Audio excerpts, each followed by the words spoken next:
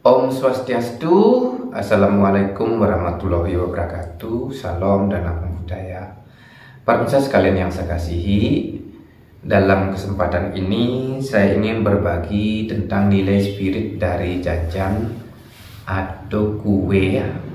Nah, kue itu nama jajan dalam bahasa Jawa. Nah, ini bermula dari nama jajan dalam bahasa Jawa, yaitu kue. Nah, kue ada jajan itu kan rasanya enak. Nah, ini kata kue bisa juga selain arti jajan dalam bahasa Jawa ya, di Indonesia kan kue itu artinya kamu. Nah, ini kue enak itu bisa diartikan kamu enak ya. Nah, manakala mungkin ada orang yang berkata saiki kue uripmu enak. Nah, ini punya makna sekarang kamu hidupmu enak. Nah, ketika ada orang berkata demikian kepada kita, sekarang hidupmu kok enak ya gitu ya. Nah, itu karena kita hidup kita itu ditunjukkan oleh makna dari jajan, yaitu jajan itu jadi pujaan ya.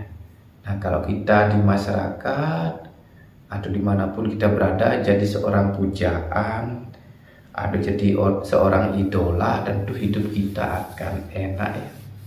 Banyak orang suka dengan kita, kan kita jadi enak jadinya. Dalam hal ini mengapa kita bisa enak?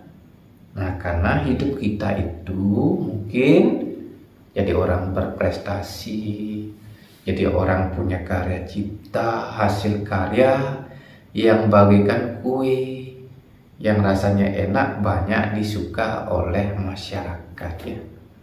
Nah, kalau contohnya kita jadi idola, jadi artis tuh, nyanyian kita, suara kita bagus didengar orang. Nah, niscaya banyak nanti orang akan mengundang kita. Nah, ketika orang mengundang kita, niscaya mereka akan memberikan amplop yang dalamnya berisi cuan. Nah, kalau sudah banyak punya cuan kan tentu hidup kita enak. Demikian juga kalau kita berprestasi dalam bidang ilmu tertentu dan keilmuan kita banyak disukai oleh orang lain, orang banyak. Nah, niscaya juga itu mendapat kelak kita akan memperoleh uang kan gitu ya. Nah, setelah kita punya uang banyak, tentu hidup kita enak. Kenapa? Dalam kehidupan ini memang sih uang bukan segalanya, tapi segalanya butuh uang ya. Kita mau jalan-jalan ke luar negeri, itulah contohnya itu. Kalau banyak uang kan enak kita. Nah, apalagi kalau kita jadi orang yang berprestasi, banyak uang, berjiwa dermawan, tentu banyak orang yang suka dengan kita, sehingga kita dipuji-puji, dimuliakan, diagungkan, itu orang yang baik dan lain sebagainya. Begitu kata orang-orang kepada kita ya. Kalau kita memang hidup kita jadi orang kaya, orang berkecukupan, berjiwa dermawan. Nah, para pemirsa sekalian yang saya kasihi, dalam kehidupan ini kalau kita sudah jadi orang hidup enak, banyak uang dan lain sebagainya, jadi orang berprestasi, jadi idola, tentu banyak yang mengenal kita dan suka dengan diri kita. Tetapi sebelum kita jadi idola atau jadi pujaan, tentu hidup kita tidak tahu bagaimana masa lalunya, tidak tahu. Banyak orang yang tidak tahu, mungkin masih dalam proses. Banyak orang yang berusaha tidak mau kenal dengan diri kita. Nah, para pemirsa sekalian yang saya kasih, untuk menjadi kehidupan kita jadi lebih enak, lebih baik, yang mungkin kan bisa jadi pujaan ya, itu ada prosesnya ya. Nah, proses supaya kita bisa jadi pujaan yang membuat hidup kita enak, berkecukupan, itu ditunjukkan oleh makna dari jajan dalam bahasa Bali yang disebut dengan jaje ya.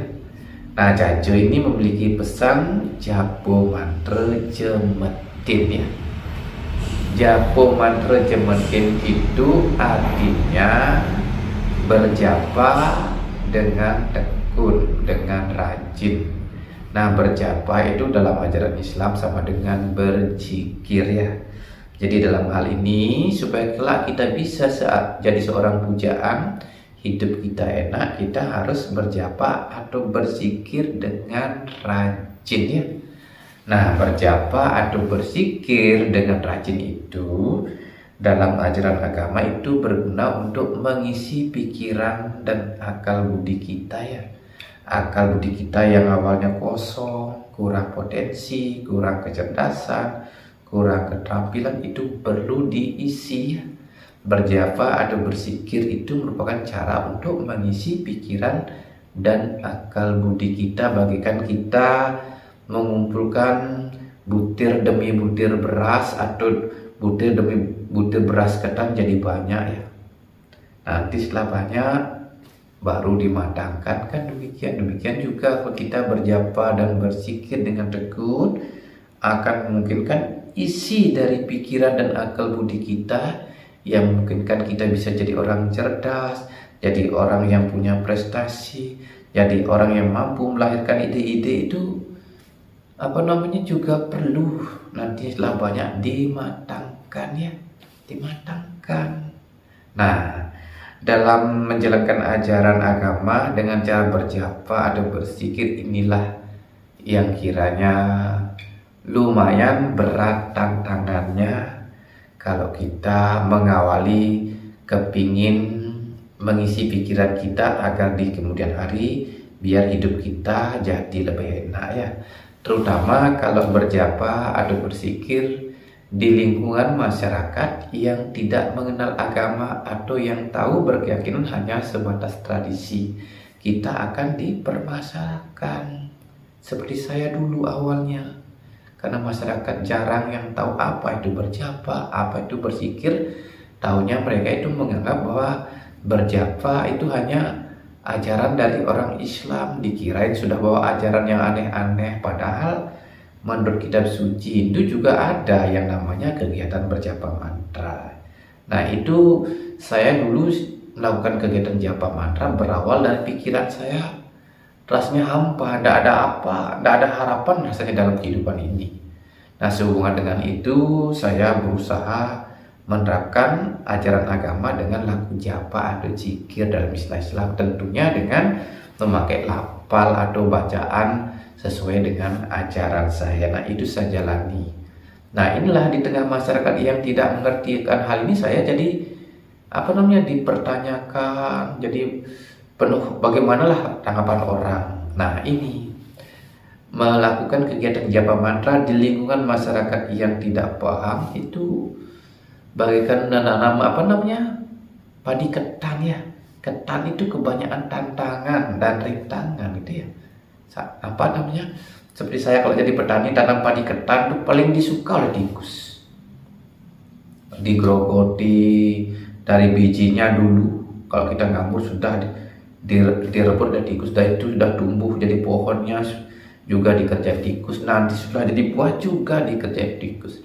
Nah, itu gambarannya kalau menerapkan ajaran agama berlandaskan kitab suci, yaitu dengan berjapa di lingkup masyarakat yang tidak paham. Banyak sekali tantangan dan rintangannya. Kalau di umat Islam sudah jadi masalah, karena berjapa atau berzikir di umat Islam sudah tradisi, masuk masjid langsung sholat disertai zikir, tidak jadi masalah, tidak ada yang menggunjingkan, tidak ada yang permasalahkan.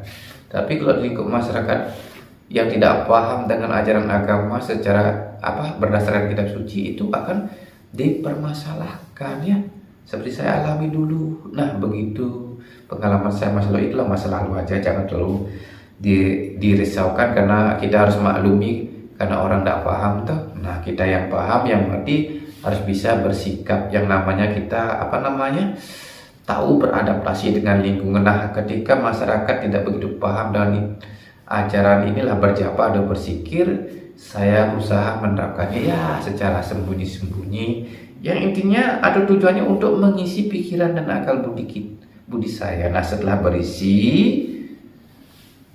dari menekuni ajaran agama dengan berjapa atau berzikir, kemudian perlu dilanjutkan dengan laku kerohanian. Dalam hal ini, kerohanian itu sebuah upaya untuk meyakini Tuhan yang ada dalam diri, yang hakikatnya sebagai roh atau sebagai atma. Itu disebut dengan kerohanian. Nah, laku kerohanian itu laksana kita mau mematangkan beras ketan yang akan dipakai jajan, kan perlu dimatangkan ya, dimatangkan di dalam tungku. Demikian juga kalau laku kerohanian itu ada sebuah upaya untuk meyakini roh yang merupakan percikan api ya, percikan sinar suci Tuhan yang kecil menurut Hindu itu yang disebut dengan Atma. Nah, itu dibesarkan dengan laku rohani dengan cara dimasukkan bahan bakar, kan demikian seperti kita menyalakan api dalam tungku kayu.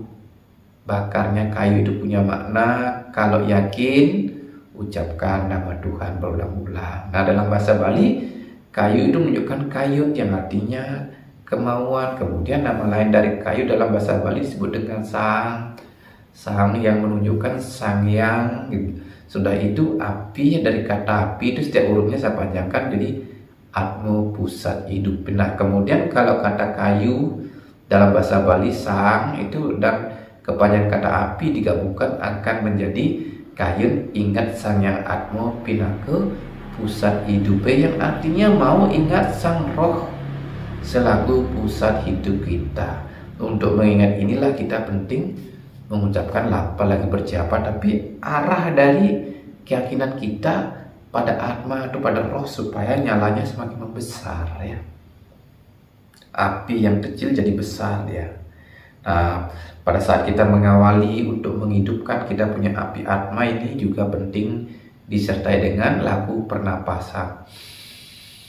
Nah, laku pernapasan itu seperti kita mau menyalakan api sewaktu masih kecil biar cepat besar, kita diam-diam kan begitu jadi besar di api tungkunya. Demikian pula kalau kita sambil berjapa bersikir disertai dengan menarik nafas, maka api Atma kita atau api rohnya akan membesar. Nah, setelah besar ini nanti akan mematangkan isinya pikiran dan akal budi kita yang sudah berisi supaya menjadi matang.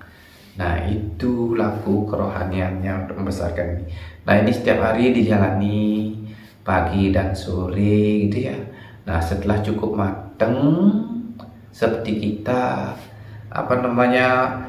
mematangkan beras ketan, kalau sudah matang kan tentu didinginkan ya, tidak langsung dibentuk begitu saja, didinginkan dulu supaya tangan bisa mencetaknya untuk dijadikan jajan.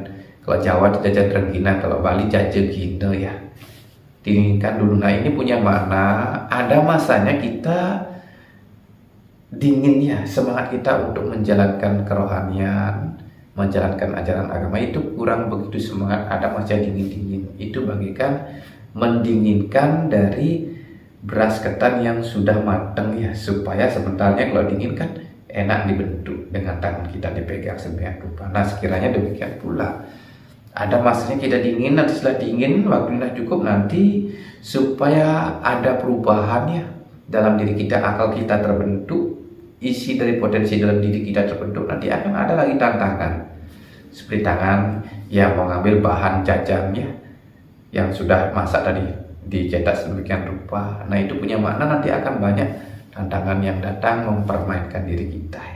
Tantangan dan rintangan itu sebagai upaya untuk membentuk potensi yang ada dalam diri kita.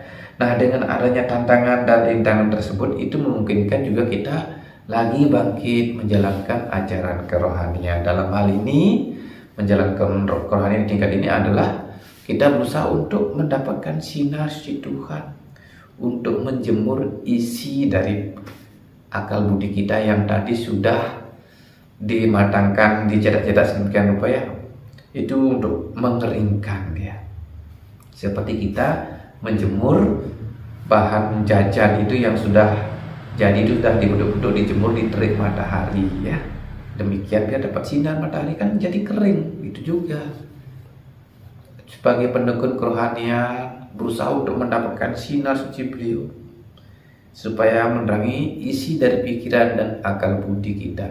Nah, pada saat proses penjemuran ini, disinilah hidup kita akan dibuat kering ya. Kering secara materi, tidak ada apa-apanya, kita kosong gitu ya. Ya paling sekedar lah gitu, tidak seperti teman-teman yang banyak uang gitu ya. Nah, itu masih dalam pengeringan. Di sini kadang-kadang kita mengeluh, kok hidup begini gini. Nah, menyadari keluh kesah tidak ada gunanya lagi berusaha semangat ibadah ya, melakukan kerohanian, berusaha lagi menyalakan api rohani. Nah, ini masuk ke tahap penggorengan ya. Nah, pada tahap penggorengan kita sudah tumbuh ada minyak di dalam pikiran. Minyak itu memikirkan orang banyak gitu ya. Nah, dalam hal ini kalau kita seperti orang bisnis ya, kita akan berusaha memikirkan apa sih kebutuhan masyarakat.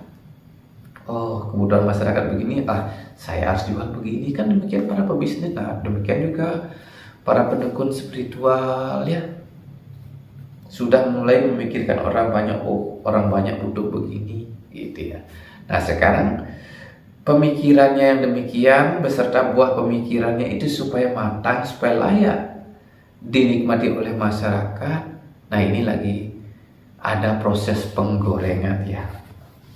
Pada saat kita melakukan menerapkan ajaran agama dengan japa dan zikir disertai dengan laku kerohanian, yaitu meditasi yang cipta. Nah, dikala itu namanya lagi proses penggorengan, akan ada goreng ya.